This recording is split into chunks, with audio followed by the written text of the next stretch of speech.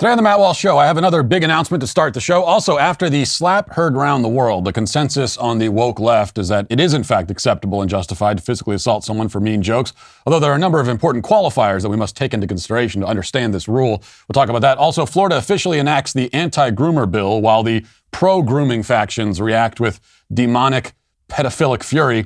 The NFL also updates its diversity rules to encourage the hiring of more women because women are famously experts when it comes to football.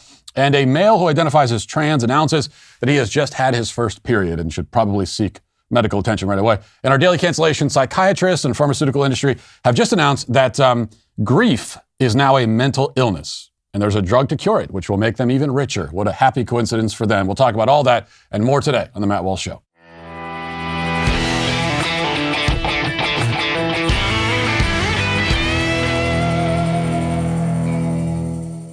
Home values are now up 19%. These gains have become an important financial tool for homeowners. Why is that? Because you're able to access that equity as cash at incredibly low interest rates, making it easier to pay off high-interest debt, fund home renovations, or do whatever you need, because it's your money, after all.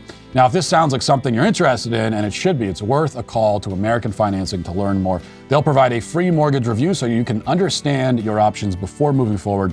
There's no pressure, there's no upfront or hidden fees. It's very simple, very easy. Instead, they take the time to get to know you so that they can find the perfect loan to achieve your goals.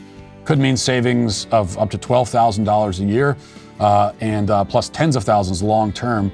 All of that money is available to you. All those savings are available to you, especially with inflation, with everything happening in the economy. You got to take advantage of any savings you can find. 866-569-4711 is the phone number. That's 866-569-4711 or visit AmericanFinancing.net. American Financing, NMLS 182334, NMLSConsumerAccess.org. So we start today with some rather significant personal news. As you all know, I am already the #1 best-selling LGBT children's author in American history, and beyond that, the most revered and respected LGBT voice in the world. Now, you might think that such an achievement would be enough for one lifetime, but now I can add another. I am officially, as of this week, a best-selling women's studies author. Along with being a best-selling LGBT children's author, I am also now the preeminent women's studies authority in the nation. This development coincides with the announcement of my new book, What is a Woman? And I told you about the What is a Woman film, which will come out in May.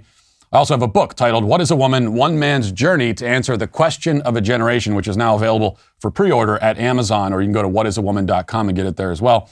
I'd recommend that you go now and order your copy because it's a good book on an important subject, and also because we both know that there is no choice now but to ensure that I remain atop the women's studies category for as long as possible. Now, as for the book itself, just like the movie, the question in the title, What is a Woman?, is only the beginning of the journey. That's the doorway which takes us into a deeper exploration of gender ideology. I spoke with many alleged experts in the field, and I discovered many things that will shock and horrify you. Over the past year, I've been on a strange and disturbing adventure, but at times it has also been hilarious, often in the darkest ways imaginable. You can read about it for yourself if you pre-order the book, What is a Woman, at whatisawoman.com, and look out for the film, which is coming soon. Now, as a best-selling LGBT women's studies children's author, I've been thinking more about the infamous Will Smith incident at the Oscars. It's been interesting, really, especially to view this story through the marginalized lens of an LGBT women's studies expert. My community is so often ignored in these conversations, no matter how many best-selling books we write.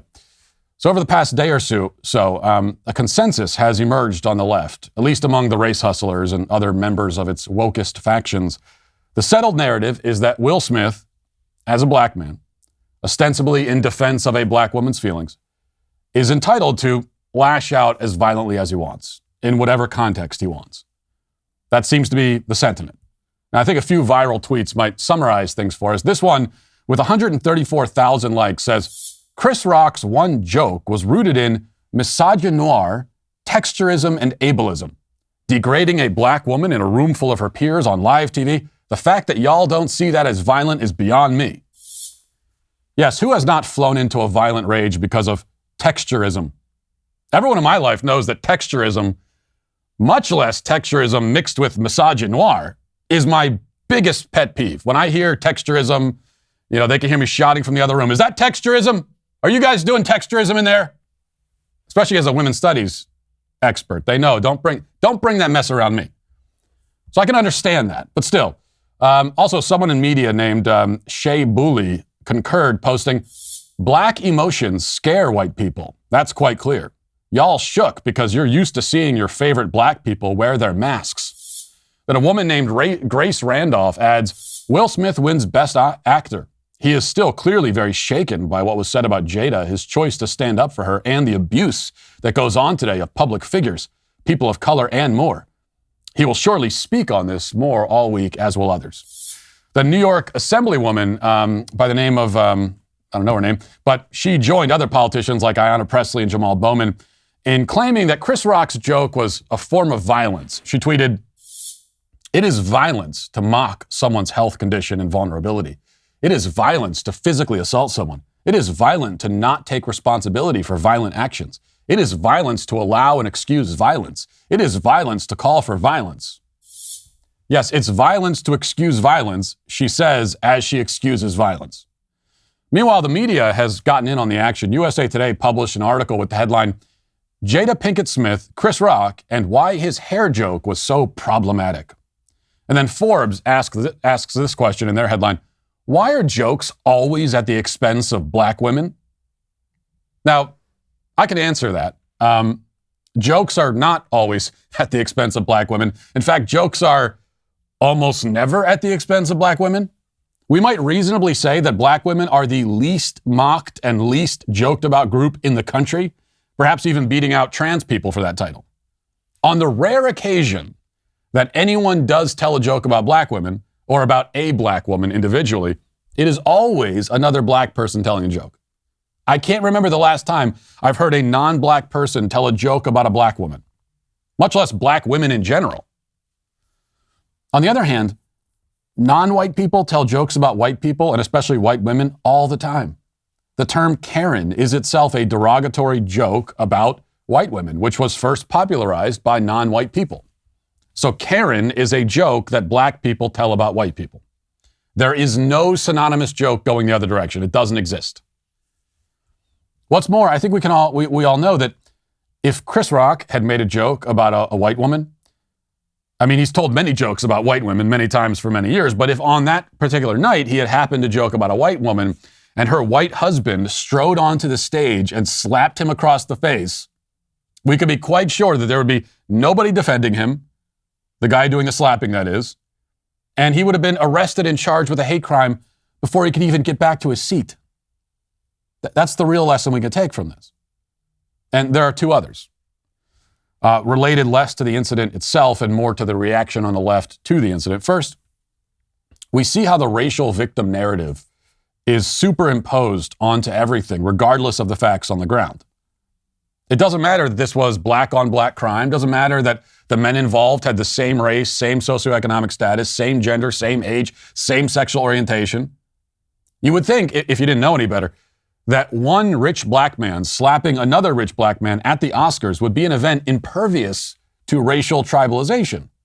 If there's any story that cannot be intersectionalized, it would be this, you might think.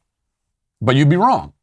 The race hustlers, as we've learned time and time again, they need only for a black person to be involved. That's all the clay they need to mold the image they want to mold from it. And even if there was no black person involved, even if this was white on white violence, you know, Leonardo DiCaprio slapping Tom Cruise or something like that, which would have been great, by the way, still, they could make black people the victim. Second, most importantly, we see that the left is serious when they say that words are violence. Now, of course, that statement is heavily qualified. Words insulting or joking about certain groups of people are violence. I mean, you can, of course, say whatever the hell you want about straight white people. Chris Rock could have done a 15-minute routine where he fantasized openly about rounding up all the white people in the room and burning them alive, and it would have been considered comedic brilliance. He could have actually rounded them all up and really burned them alive, and it's arguable whether he'd be in jail right now. That much is established. But words attacking or supposedly attacking or simply just criticizing or lightly mocking members of a protected class are indeed violence in the minds of a leftist.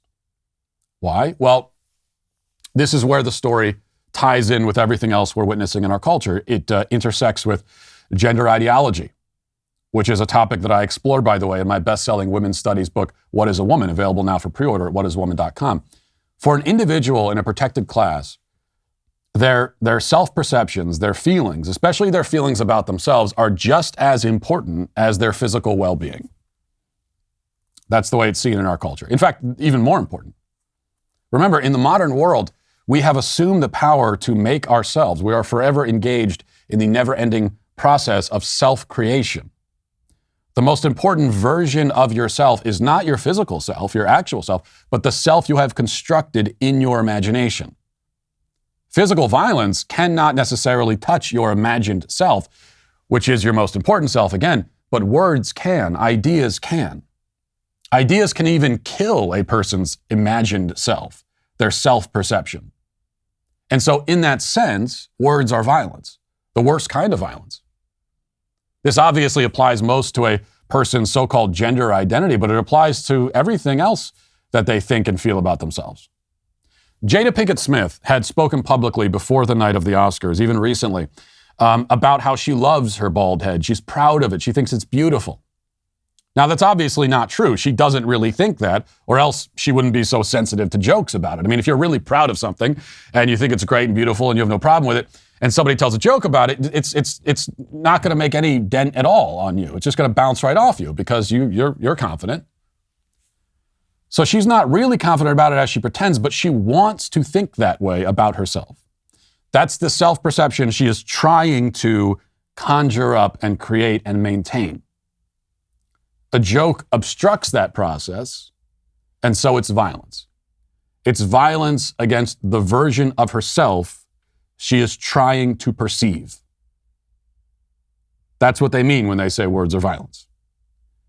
It's all completely insane, of course, but it's the world we're living in nonetheless.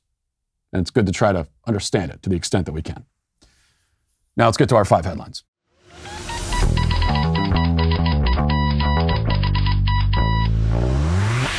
You know, while there are many, many leftists out there just begging to be canceled right now, I'm going to give them a little break, not for very long, just until I get to the end of this, because I have a way bigger cancellation to make, and that is store-bought meat.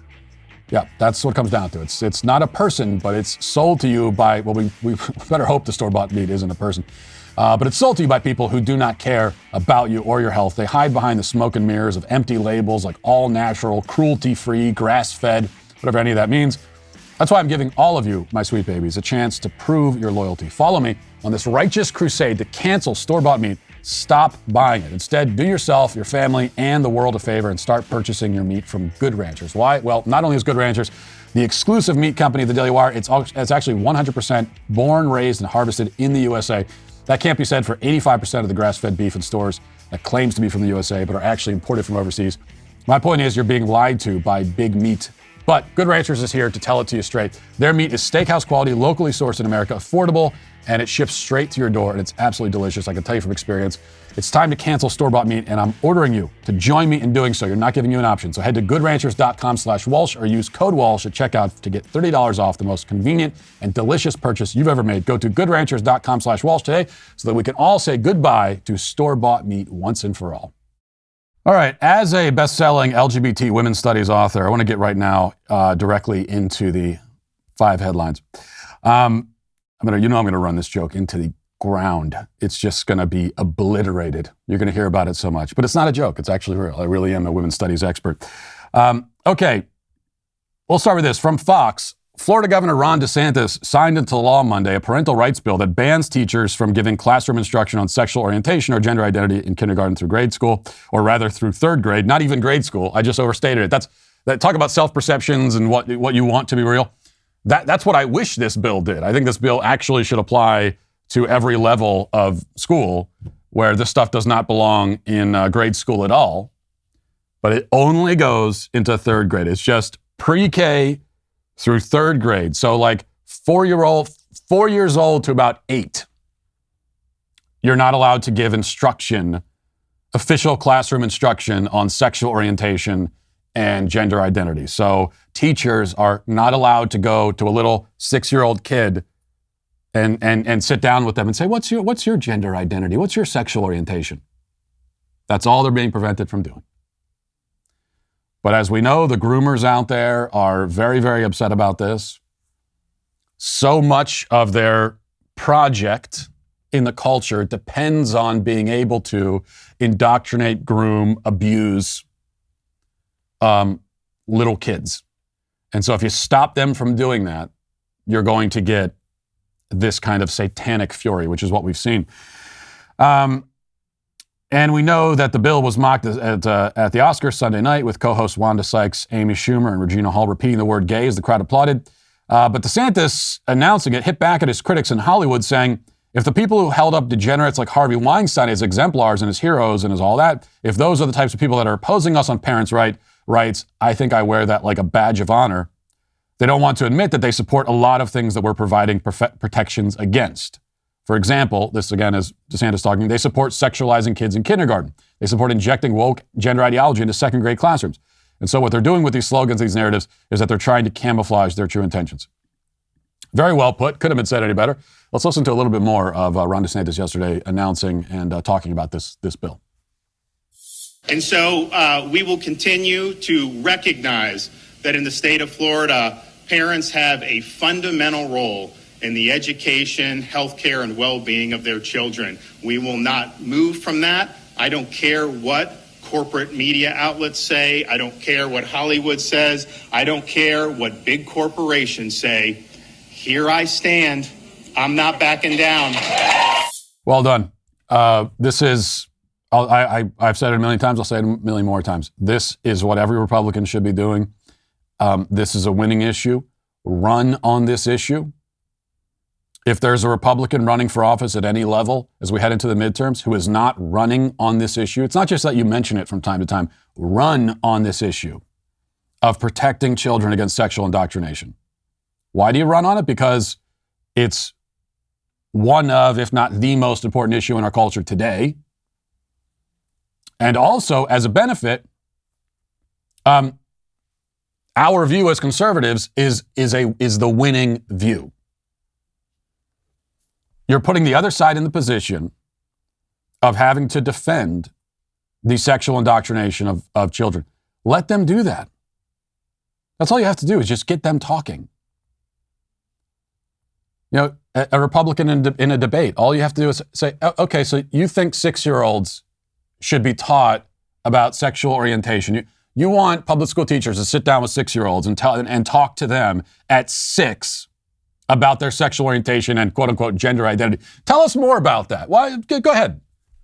I cede the floor to you. I'll give you 5 minutes. Go ahead and talk as much as you want. In fact, I won't say another word in this debate. I'll just let you talk all you want about how we got to talk to 5-year-olds about transgenderism. I'll give you the floor. I'll just sit back here and let you talk. That's all you have to do. It's a winner. But you got to stay on message. And you can't let them drift into the fantasy world, which is where they want to take this. They know that their position on this issue is abhorrent. Now, it's not abhorrent to them because they have no souls, but they know that it's abhorrent to normal people. If they didn't know that, then they wouldn't be going through all this effort to invent bills that don't exist, like, don't say gay. They wouldn't be going through all this effort making claims about this bill that are easily debunked. You could spend just 30 seconds reading the language of the bill and see what an absolute lie their narrative is. And they wouldn't be doing that if they didn't have to, basically.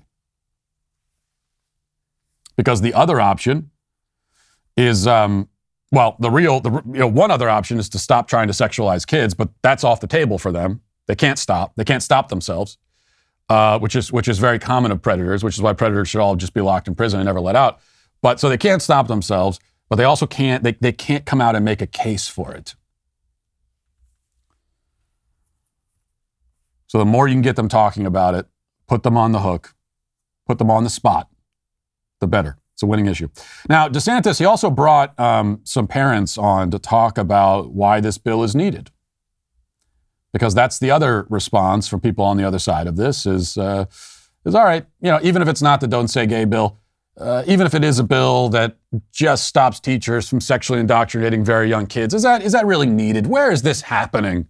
I mean, where is this happening in society except everywhere? Where is this happening except every single public school in the country? So I had a few parents talking about their own experiences with this kind of thing, and here's one mother telling a really horrifying tale. Listen. In September of 2020, my daughter told me after school she had a meeting with school officials that was held behind closed doors where they asked her which restroom she wanted to use. I immediately contacted the school and was told by the guidance counselor and assistant principal that I could not be given any information regarding the meeting and that by law, my daughter had to be the one to authorize my notification of the meeting or attendance to the meeting. In other words, school officials asked my 13-year-old child her permission as to whether or not my parental rights would be honored. After many weeks of going back and forth with the district, we learned the middle school had created a transgender, gender nonconforming support plan with our 13-year-old daughter without our knowledge or consent. This kind of thing, if you have a room full of parents, you could just throw a rock, which is what a lot of people on the left would like to do. But you could throw something and you're guaranteed to hit a parent who has, if they've got kids in public school. They might not have stories, hopefully. Many of them do have stories as bad as that and as dramatic as that, but they've all encountered this kind of thing. This is happening everywhere. And that's why we need laws like this, but we actually need laws that are much stricter and go much further than that.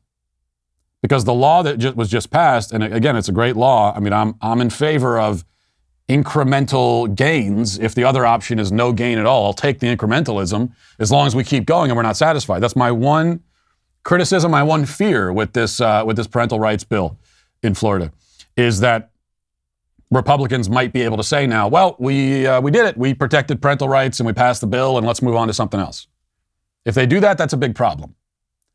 Because all you've done here is offer protection for the youngest kids, which is great. But kids in 4th grade need protection too. Kids in 5th grade, 6th, 7th, 8th, 9th, 10th, 11th, 12th, they all need protection. They're all kids. There's quite a lot of this that happens in elementary schools. It really kicks into high gear in middle school because that's right around, the age of puberty. And that's when the indoctrination kicks into high gear. That's also when kids are the most prone to being confused about their identity, feeling out of place socially, feeling out of place sort of within themselves, trying to figure out where they fit in the world, who they are, what kind of person they are. Every kid goes through this. It's the most normal thing in the world. And it's even more common and more pronounced for girls, given the changes that they're experiencing, where they start to feel kind of alien in their own bodies. You talk to almost any woman, and they'll tell you that any woman listening right now can relate to some extent to that, having gone through that. Now, the danger now, most of us, if we're adults, we went through puberty, we went through childhood, we had the experiences of not fitting in, not feeling totally at home, trying to figure out who we are and what we're all about. And we all had that experience. All kids throughout history have had that experience. But the difference is that you and I and every other kid prior to the current generation of kids going through school right now, we were basically allowed to go through that phase and come out the other end of it and grow up and have a normal life. We were given space to do that. Now you have these predators, these evil, satanic, disgusting groomers who are waiting there to pounce. As soon as a child begins to have any questions about themselves, begins to feel out of place at all, begins to have any questions about their bodies and the changes that they're experiencing, the moment that happens, these groomers are there to pounce and say, oh, you're feeling that way? Well, I'll tell you why you're feeling that way. And they've got this entire framework ready to go. Here it is. I got all the answers for you. That's the difference. Kids before this, you went through that phase, you got over it. But now kids, there's a lot of confusion also. And now they have this framework. They have this whole ready-made system, which appears to make sense of everything that they're feeling. It actually doesn't make any sense at all, but they don't realize that. And then adding to the pressure, they look around at their friends, and their friends are all buying into this. There's a lot of social capital to be gained. You know, our kids are going through, the situation for our kids right now in schools is that to be just like a normal 13-year-old girl, just a normal girl, there's no social capital in that. You got to add something onto that. Have some kind of extra thing you're adding to your identity. Find your place under the LGBT umbrella. That's where the social capital is. So this is happening everywhere, and this is why we need bills like this everywhere that, in fact, go much farther than this bill goes. And let the groomers panic and scream, and let them make their case for sexualizing kids. Let them make their case. We want them to. We want them to make the case. Talk about it. Take the mask off. Expose themselves. All right. Meanwhile, Disney has issued a statement. They say Florida's HB 1557, also known as the Don't Say Gay bill, should never have passed and should never have been signed into law. Our goal as a company is for this law to be repealed by the legislature or struck down in the courts, and we remain committed to supporting the national and state organizations working to achieve that. We're dedicated to standing up for the rights and safety of LGBTQ plus members of the Disney family, as well as the LGBTQ plus community in Florida and across the country. So Disney, which produces much of the entertainment that your kids probably watch, they have come out. I mean, at first they tried to basically stay out of it, but now, caving to the pressure, this is a company with thousands and thousands and thousands of employees, billions of dollars, and a handful of them came out and complained and were able to bring Disney, Disney Corporation, to its knees. You want to talk about social capital? That's the kind of power that you wield if you're in the LGBT camp. Going back to why so many kids, it's tempting for them to buy into it. Because they see that. And they see the power and popularity that comes with it. But Disney, caving to all the pressure, now they're offering a full defense. They are fully in favor of sexualizing young kids. Now, of course, we know that Disney has been in favor of that actually for a long time. But now they're out in the open about it. They think that your 5-year-old should be sexualized. They think that your 5-year-old should be taught about transgenderism and gender identity and sexual orientation. Now the question becomes, are we as parents going to continue to purchase Disney products and sit our kids down in front of televisions to watch entertainment from Disney after Disney has told us that they are in favor of sexualizing your kid? That's what they want to do.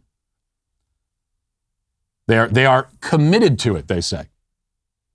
They are steadfastly committed to the sexualization of kids. Been the case for a long time. Now they're coming out and saying it. They are fully out of the groomer closet.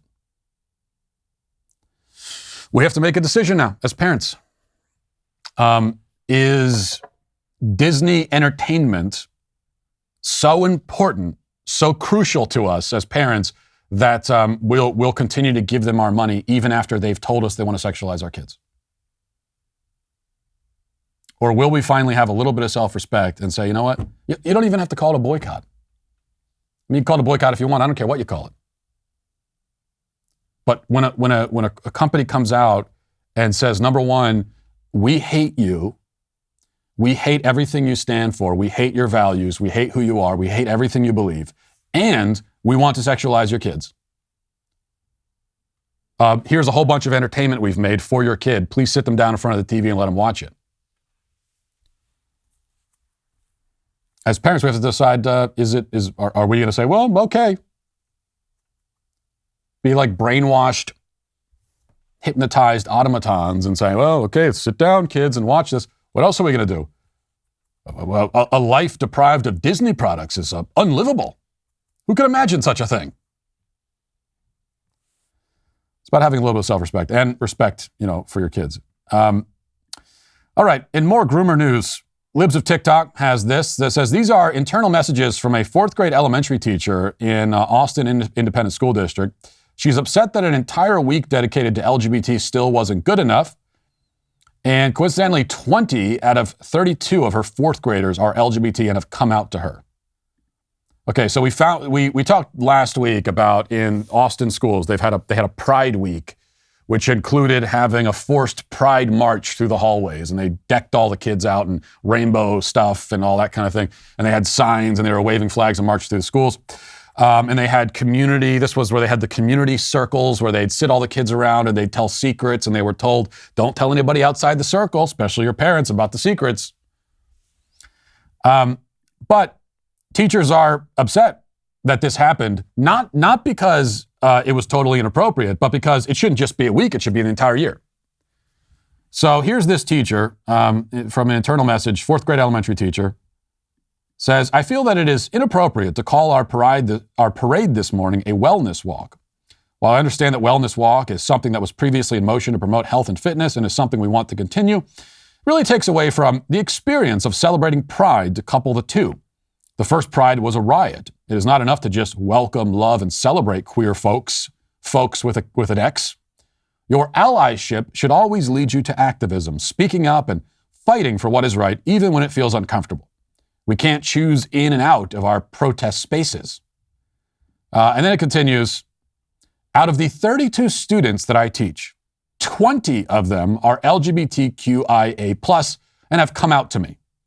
I feel that we need to do better for them. To affirm our students, I think it would only be appropriate and right to publicly announce that what we had this morning was a pride parade. Our students are aware and are paying attention. Okay, so a big part of her problem is that they had a march through the schools and there were pride flags and everything, but they didn't specifically call it a pride parade, and that's what she's worried about.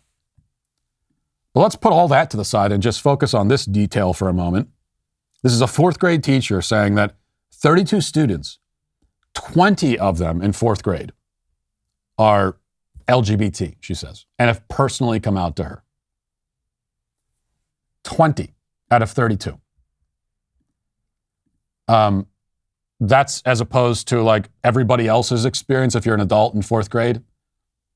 And basically no kid would have identified as LGBT. It just wasn't on the radar. You weren't thinking about it. You weren't talking about it. Now 20 out of 32, she says. And she says it proudly. This is not a secret that she wants to keep. This is, to call this a social contagion, I think understates the facts of the matter. But this is something unlike anything that the world's ever seen. We are watching an entire generation of children be reshaped and reformed in front of our very eyes.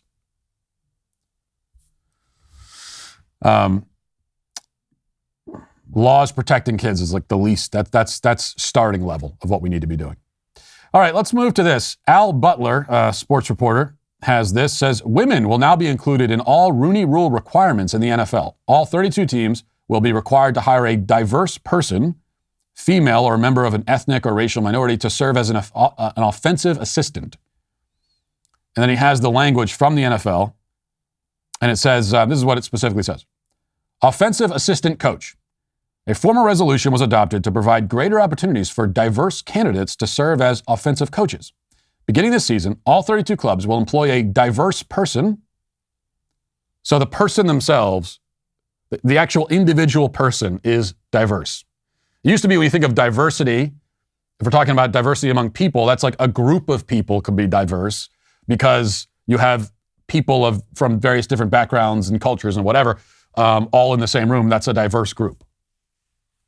Now we say that an individual person is diverse or non-diverse.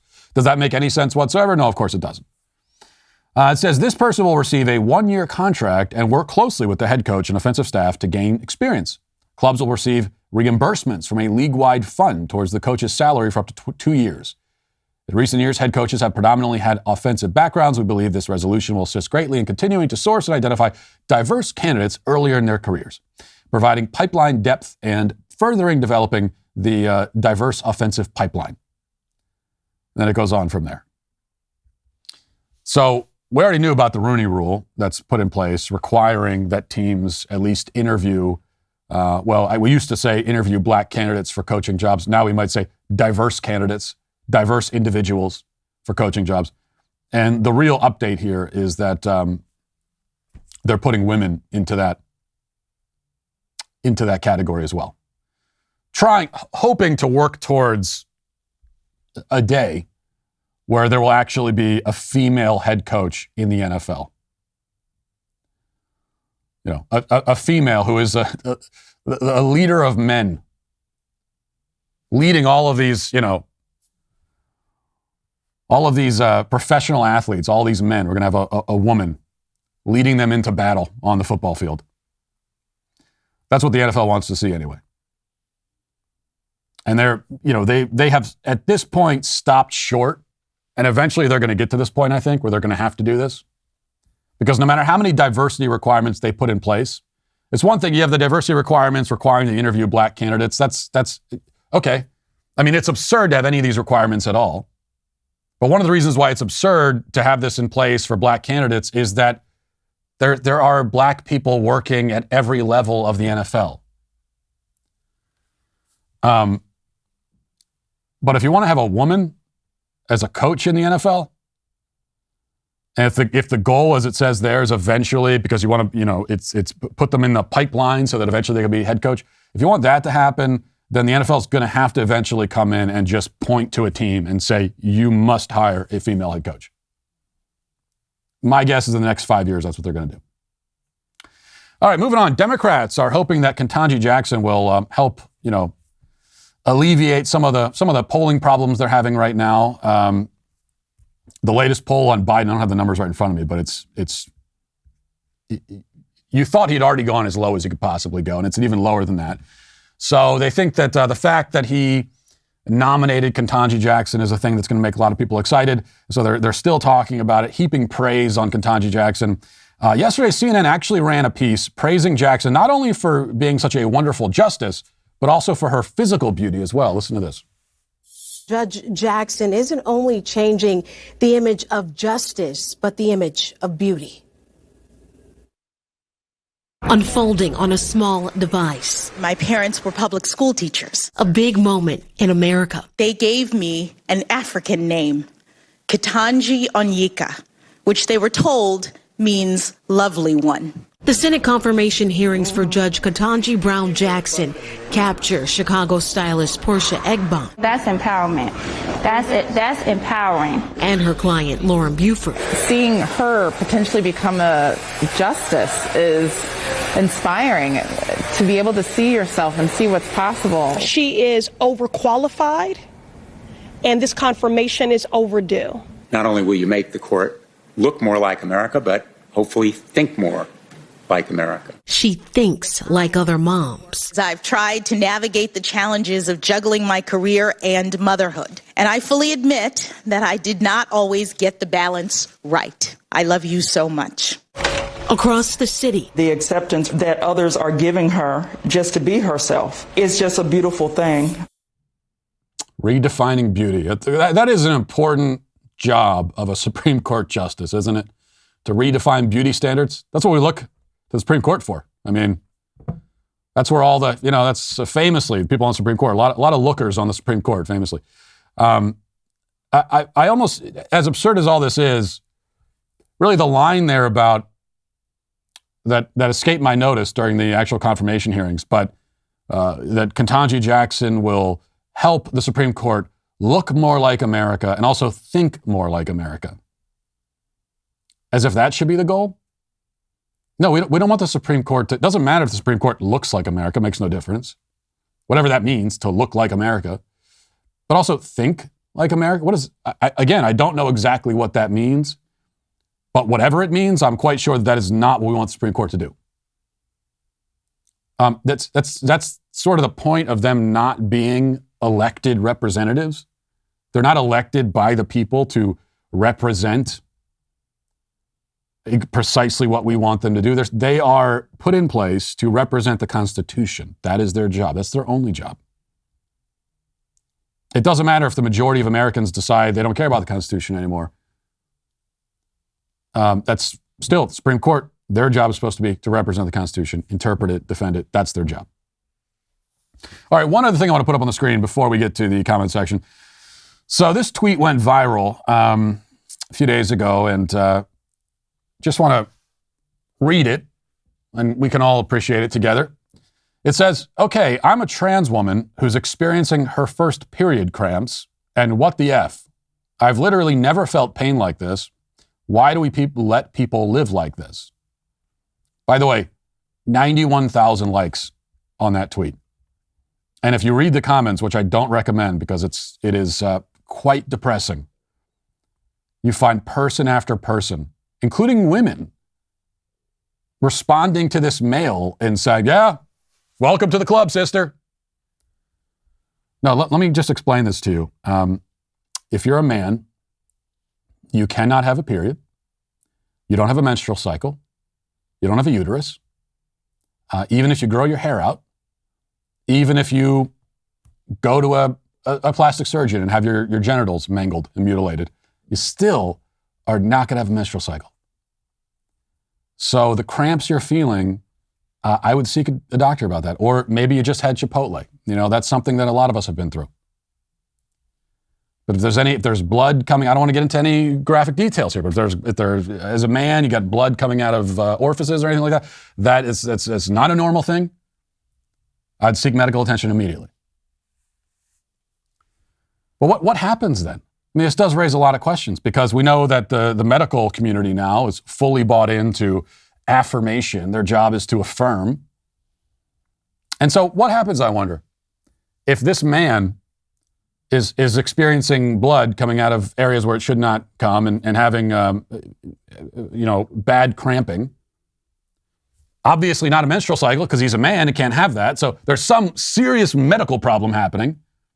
But he goes and talks to a doctor and says this and says, oh, I'm having my period.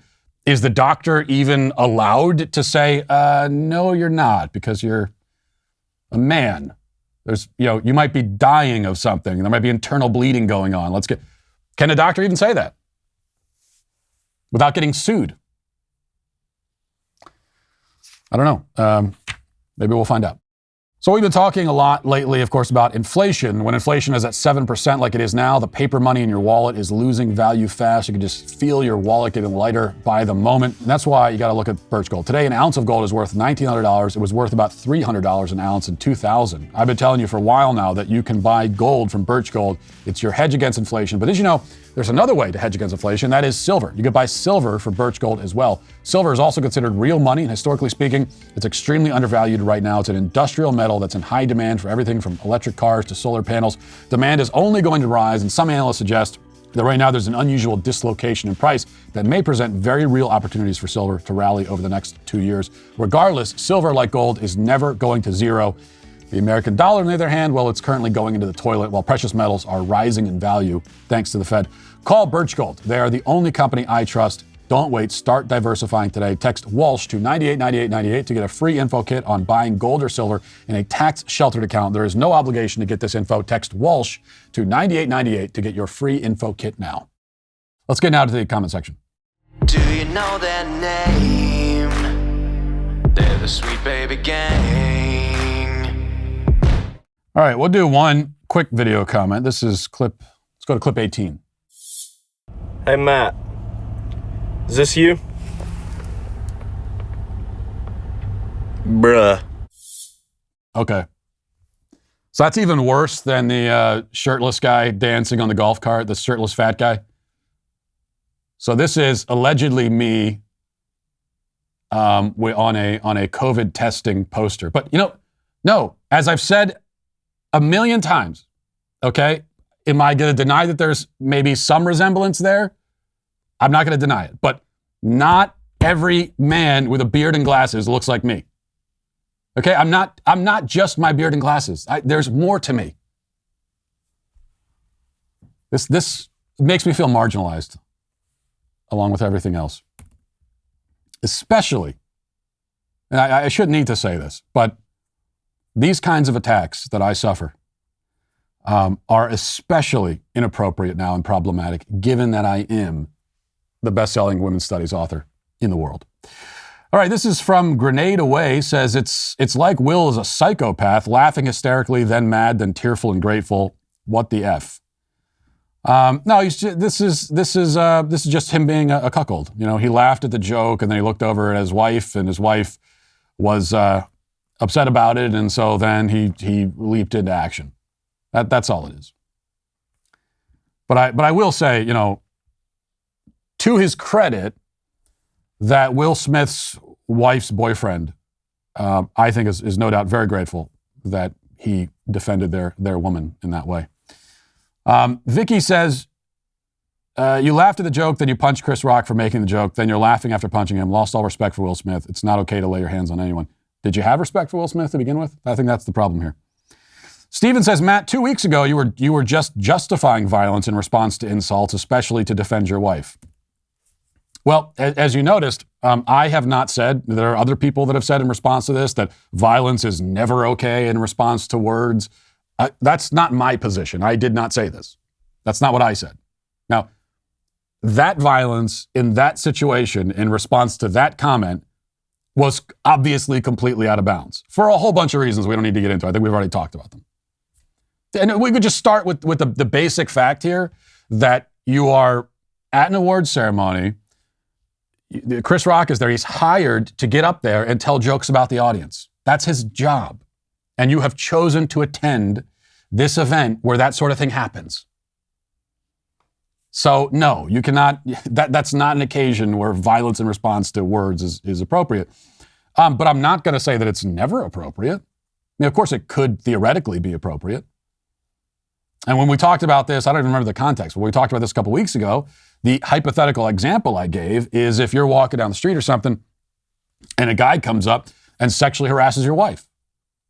That's not what happened at the Oscars, okay? But if that were to happen and you're out on the street, a guy comes up and is accosting your wife in that way, is it justified to punch him right in his face? Of course it is. Not only justified, but I would say it's your duty as a man to respond that way. So there is a little bit of a nuance here. I don't think we have to take the position that violence in response to a word is never okay, any more than we would say that it's always okay. Both positions are ridiculous. And finally, LKN says, Matt, I can't believe you're actually buying this obviously staged stunt. No, listen. This goes to Occam's razor, all right? The simplest explanation. What's the explanation that requires the least number of assumptions? And no, it's not staged. Occam's razor would tell us that there are no assumptions we need to make to just accept this incident at face value.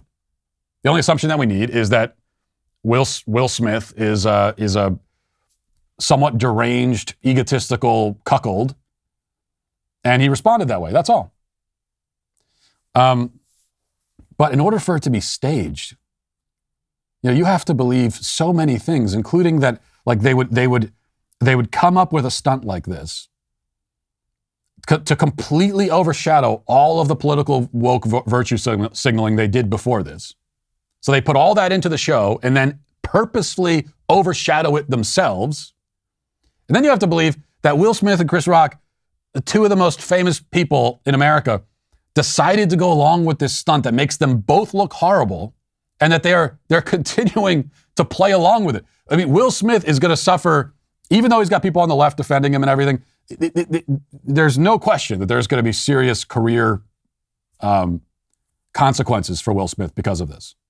His whole image is as this kind of like squeaky clean, nice guy thing. That's his bankability. To the extent that he is a bankable star, it all rests on that.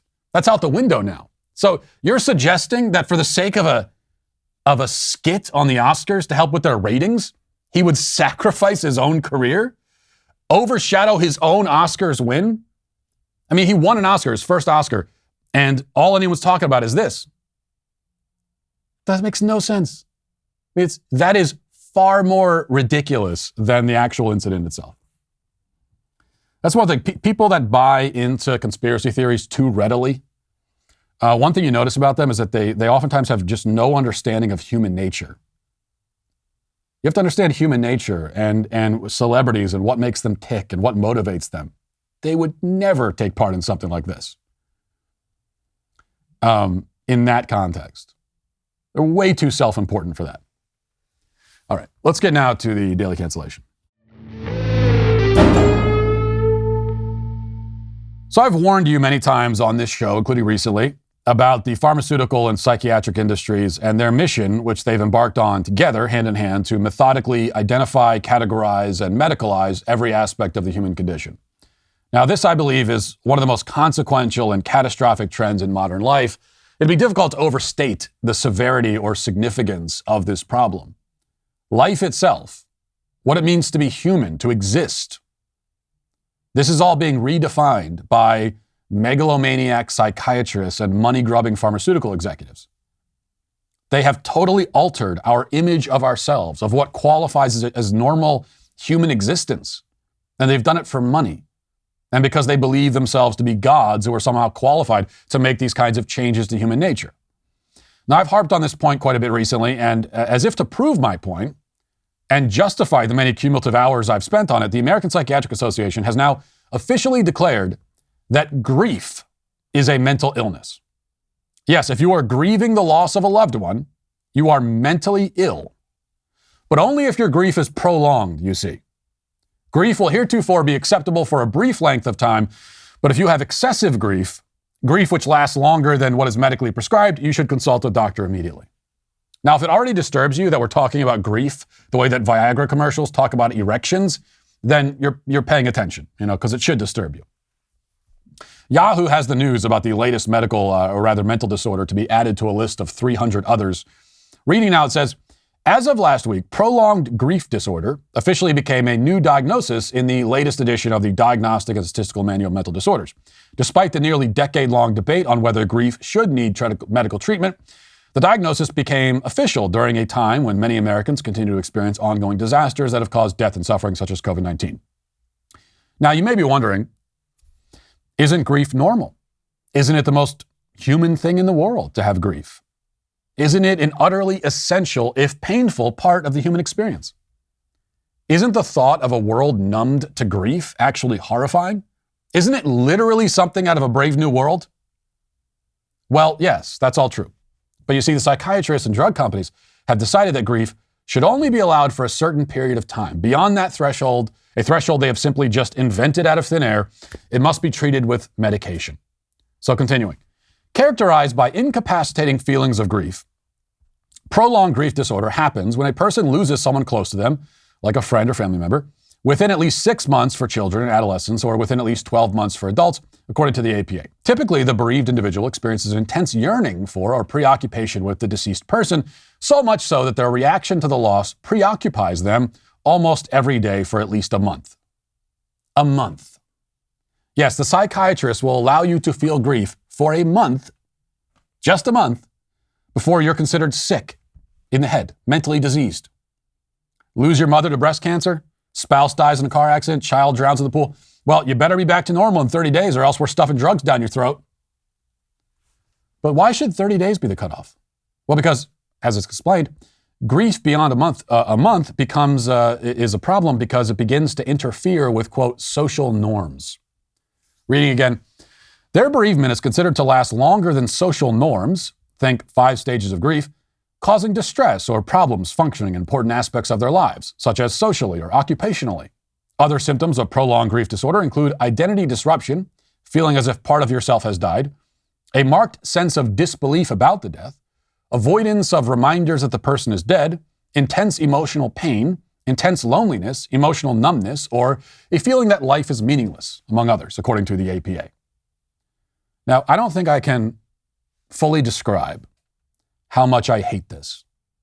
I cannot sufficiently capture the boiling rage that I feel deep within my inner being when I think about what these lunatics are doing to people. Though I'm sure my moral disgust towards the pharmaceutical industry and psychiatric community is also a symptom of mental illness. I no doubt suffer from chronic pharmaceutical skepticism disorder.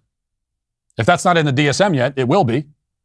And if you have any doubts about the motivation behind all of this, the next paragraph should clear that up for you. It says, Inclusion of prolonged grief disorder in the DSM means that clinicians can now bill insurance companies for treating people for the condition, reports the New York Times. Currently, clinical trials are testing the drug naltrexone, which is a drug used to help treat addiction as a form of grief therapy. And according to the New York Times, the development will likely set off a stream of pharmaceutical research on other potential prescriptions. Oh, I'm sure it will. Would you look at that? What a coincidence.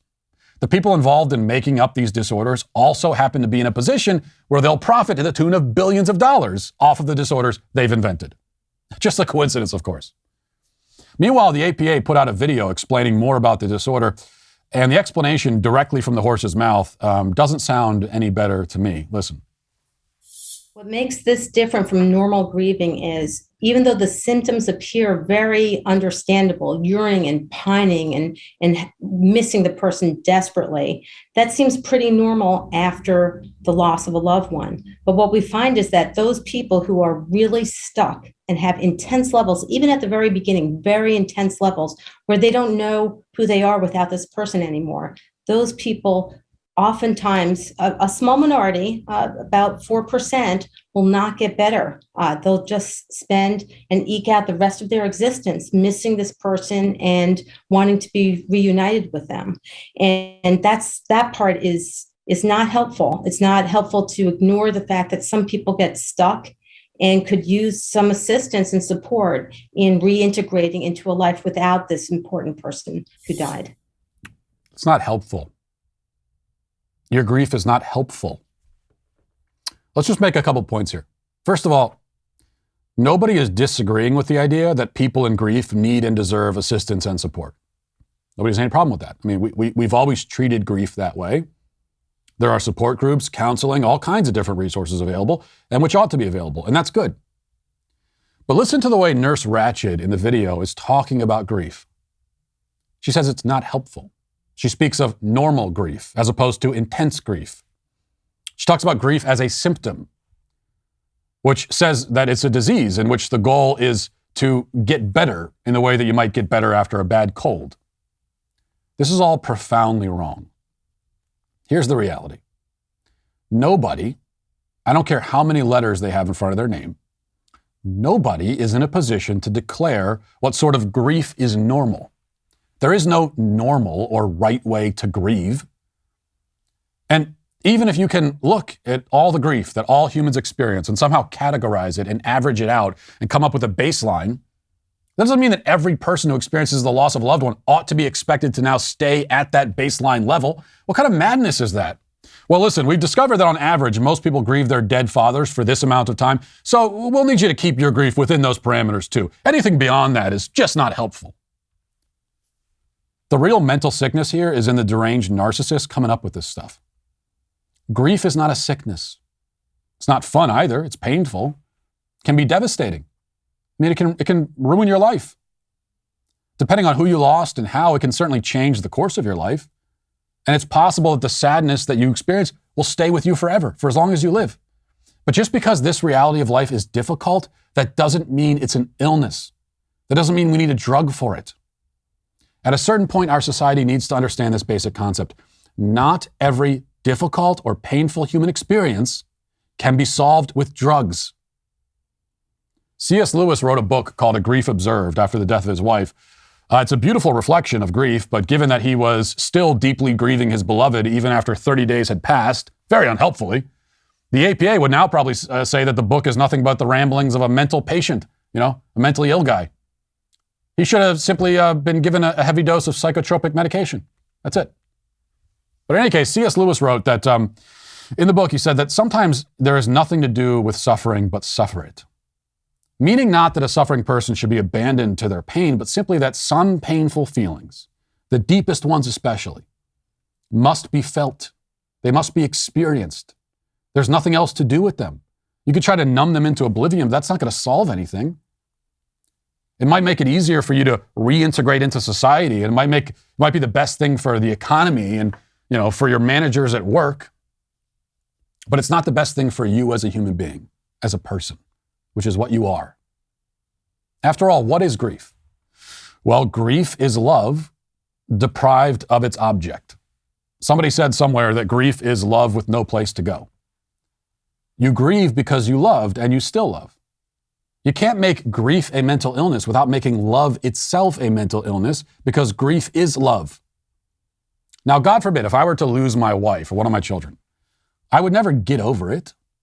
I would never get better in the sense of being back to normal, back to how I was before. I wouldn't want to. I wouldn't want to get back to a life where it's like they never existed, because I love them more than life itself. I would gladly die in their place if that was an option. C.S. Lewis said that grief is like an amputation. You know, it does in fact feel like a part of yourself is gone, because it is. The psychiatrists now say that such a feeling is abnormal. It's beyond average. It's aberrant. It's departing from the accepted standard. But actually, such a feeling is simply human. It's how a person feels after losing someone they love deeply. A drug can't solve grief unless they come up with a drug to raise the dead. Absent that, the absence which causes the grief will remain forever, for as long as you live. And so you can either feel that absence and have the pain which comes with it, or you can numb it with a drug so that your loved one is still gone and you still miss them, but you don't feel it anymore. Now, I can understand the temptation to seek refuge in numbness, but that's not what we should be encouraging people to do. Rather, we should be helping them to live with the pain, to carry on in spite of their grief and with their grief. The problem is that there simply isn't very much money to be made in that endeavor. And that's all these people care about, is the money.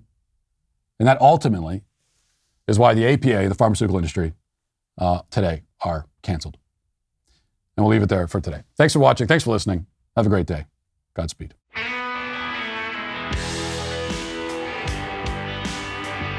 The Matt Walsh Show is produced by Sean Hampton, executive producer Jeremy Boring. Our supervising producer is Mathis Glover. Production manager, Pavel Vodowski. Our associate producer is McKenna Waters. The show is edited by Robbie Dantzler. Our audio is mixed by Mike Coromina. And hair and makeup is done by Cherokee Hart. The Matt Walsh Show is a Daily Wire production. Copyright Daily Wire 2022. Today on The Ben Shapiro Show, Ron DeSantis signs the Florida Parental Rights and Education Bill into law, defying Disney's woke virtue signaling, and Joe Biden no longer speaks English or lives on the planet Earth. That's today on The Ben Shapiro Show. Give it a listen.